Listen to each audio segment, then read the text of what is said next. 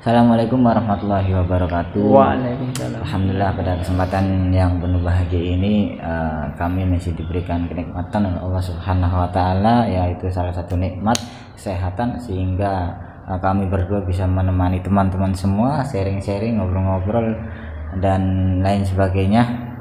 Mungkin dari teman-teman juga dari konten-konten sebelumnya bisa dilihat terlebih dahulu. Apabila ada kekurangan masukan silahkan tulis saja di kolom komentar. Kemudian langsung tentunya sudah kenal lah siapa di samping saya ini, sapaan akrabnya Bung Fuad ya. Barangkali teman-teman yang baru nonton, Bung Fuad beliau itu dari Bawean. Jadi pada kesempatan kali ini saya tertarik ingin membahas mengenai kesuksesan menuntut ilmu, ataupun gimana sih caranya biar kita belajar, tolaah, hafalan dan lain sebagainya itu bisa cepat masuk atau bisa kita menguasai gitu. Dalam artian kita belajar itu bisa cepat gitu, atau mungkin bisa bermanfaat apa yang kita pelajari gitu. Ya, mungkin dari Bung Fuad ini bisa mengasih sedikit gambaran, atau mungkin yang lebih jelasnya juga nggak apa-apa, gambaran supaya saya dan mungkin teman-teman yang lain juga merasakan bahwa ketika belajar itu kadang merasa kesulitan, ya nggak? Ketika belajar itu sering merasa kesulitan, sehingga akhirnya ya sulit, nggak paham-paham, dan yang nggak bisa lama akhirnya gitu belajarnya gitu. Ya mungkin Bung Fuad bisa ngasih solusi atau mungkin arahannya itu nanti seperti apa supaya belajar itu kita belajar bisa cepat masuk dan juga bisa lah gitu. Ya, mungkin gimana Bung? Ya, silakan. Yang saya ingat itu kan dari beliau almarhum, katanya kalau kita kok belajarnya jarang masuk, kemudian ngapalin kok belum hafal-hafal, ada apa? Caranya satu, kata beliau itu, kalau menurut Nabi, kata beliau, yang pertama tathhirul qalbi, bersihnya hati atau sucinya hati. Jadi kalau memang kita kok jarang banget hafal atau kok lama banget belajarnya nggak masuk-masuk, coba kita koreksi, ada apa dengan hati kita, dosa apa atau kesalahan apa yang telah kita buat sehingga membuat kita kok seperti itu. Karena ada hadis Nabi kan, inna fil jasadi mudghah in saluha saluhal jasad wa in fasadat fasadal jasad. Dalam hati itu, dalam jiwa itu kan, dalam raga ada hati.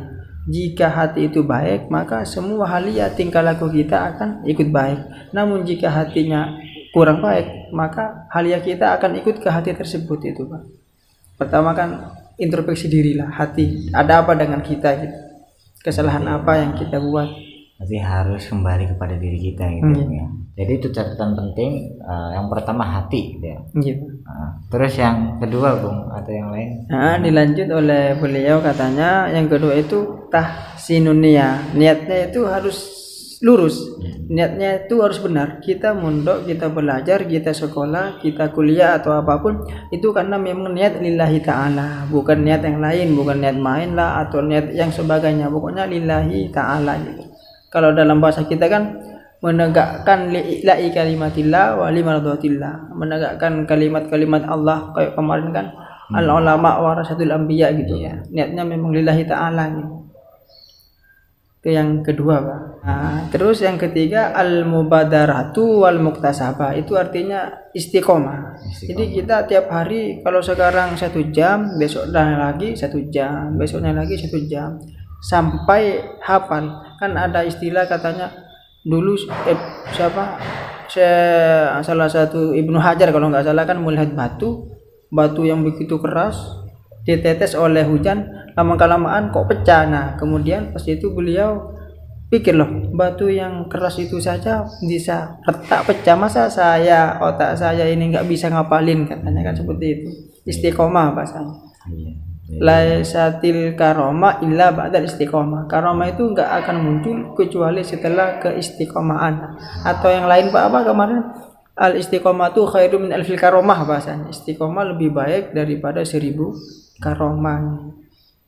Nanti istiqomah itu sangat berpengaruh dalam belajar. Istiqomahnya emang nggak gampang, kadang dari kita pun, mungkin dari teman-teman juga merasakan sehari mungkin sangat semangat sekali, semangat belajar, entah itu semangat hafalan, entah itu apa, tapi tidak bisa istiqomah gitu. Iya, sulit. Sulitnya itu tidak bisa istiqomah, namun biasanya bisa bertahan hanya beberapa hari, 2 hari, 3 hari.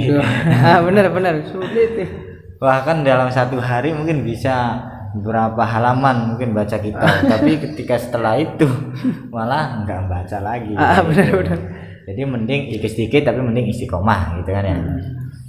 Terus selain istiqomah, Yang ada keempat itu taqsimul awqat, pandai-pandai mengatur waktu. Waktu makan kita atur, waktu belajar, waktu ngapalin, waktu jamaah, waktu mutolaah, semuanya diatur gitu Pak. Tergantung kita gimana cara kita dalam mengatur waktu itu Pak. Itu yang keempat. waktu atau manajemen ya. Manajemen Ibaratnya kalau waktu. dalam bahasa kuliahan itu ada manajemen. Manajemen Pak. Ada manajemen pendidikan, kemudian juga benar. manajemen waktu. Masuk dalam kategori ini manajemen waktu. Jadi orang pelajar itu harus bisa memanage waktu belajarnya gitu. Dalam artian waktu belajarnya itu bisa sesuai dengan memang yang seharusnya gitu. Jadi waktunya tidak untuk main, tidak untuk yang lain, tidak untuk jadi ada step by stepnya itu. Ini waktunya ini waktunya ini waktunya ini, sehingga tidak mengakibatkan terganggu belajarnya gitu. Jadi memang penting itu harus intermanajemen. Manajemen waktu. Terus selain kita harus bisa manajemen, apa yang lain ada nggak? Ada taklilul akli atau taklilun naum, sedikit makan sedikit tidur. Karena kalau orang banyak makan Pak biasanya tuh ngantuk. Kalau yang tidur ya tidurnya jangan lama-lama, kan kita pondok ada waktu sekolah, waktu musyawarah, waktu sahur dan waktu yang lain gitu Pak. Itu yang kelima dan keenam itu. Ya, kalau misalkan taksir aku Banyak makan. malah banyak makan gitu kan. Kadang sebagian orang itu kan ada kalau misalkan dia kelaparan ataupun apa yang mengakibatkan nanti itu pada belajarnya atau pada ibadahnya itu malah kurang khusyuk. Nah itu lebih baik mana berarti? Itu kan kalau situ kita kembalikan ke kaidah lebih baik mencegah daripada mengobati. Lihat ke maslahah. Kalau memang maslahnya atau maslahatnya itu makan dulu biar cepat hafal atau cepat paham, ya kita harus makan gitu Pak. Darul mafasid muqaddam ala jalbil masalih kalau nggak salah ya, itu kan kaidahnya. Terus setelah itu Terus yang terakhir dan yang paling terakhir ini ada 2 sebelum terakhir, ada namanya warok. Warok itu kan mutlak menjauhi perkara yang haram. Jadi kan kita harus hati-hati dengan apa yang kita makan, kita ambil atau yang kita lihat itu. Warok namanya. Ya terakhir itu kan ijtinabul lahwi wal habbi, maksudnya menjauhi permainan kayak HP atau apa gitu kan. Santri belum waktunya megang kok megang gitu, itu kan salah satu virus atau racun yang membuat santri itu nggak fokus Pak. Itu yang terakhir. Teman-teman yang lain juga kayak semuanya pelajar masih SD, SMP, SMA lah, itu kan memang kebutuhan akan HP itu memang belum banyak lah. Jadi harus bisa memanajemen pemakaiannya tersebut supaya tidak mengganggu belajarnya. Terus dari kesimpulan yang tadi mungkin disampaikan dari yang pertama tadi tadhirul qalbi dan yang sampai terakhir tadi, mungkin pesan atau apa yang perlu disampaikan untuk teman-teman ya, supaya untuk saya pribadi juga supaya ya belajarnya itu bisa terkontrol, bisa manajemen itu mungkin gimana? Kalau masalah kesan kan mungkin cuma seperti ini Pak. Kalau bahasa taklimnya kan manjada wajada ya. Siapa yang bersungguh-sungguh pasti akan bisa lah. Manjada wajada, siapa yang bersungguh-sungguh dia pasti akan dapat. Tidak ada yang tidak mungkin bahasanya. Semuanya serba mungkin. Cuman kitanya itu mau nggak berusaha, mau nggak berproses. Usaha, proses, upaya dan daya semuanya kan harus digerakkan. Intinya cuma tergantung ke situ semua. Karena kita kan sama makan nasi yo minum air, nggak ada beda, dan cuma tergantung itunya mau nggak usaha gitu Pak. Ini cuma seperti manjada wajada kuncinya. Jadi ya segimana kita usahanya maka nanti ya itu akan memperoleh. Kalau kita usahanya bersungguh-sungguh ya maka nanti hasilnya pun ya akan banyak. Bener, tergantung itu.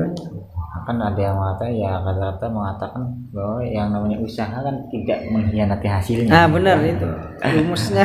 Rumusnya itu yang namanya usaha tidak akan mengkhianati hasilnya. Jadi yang terpenting tugas kita itu adalah usaha. Ana urid wa anta turid wallahu yaf'alu ma yurid. Ya. Benar. Jadi kita memang punya kehendak, kita memang punya keinginan. Kamu juga mempunyai keinginan, akan tetapi keinginan kita dan kau. Benar. Itu kan yang menentukan Gusti Allah, yang menentukan Allah.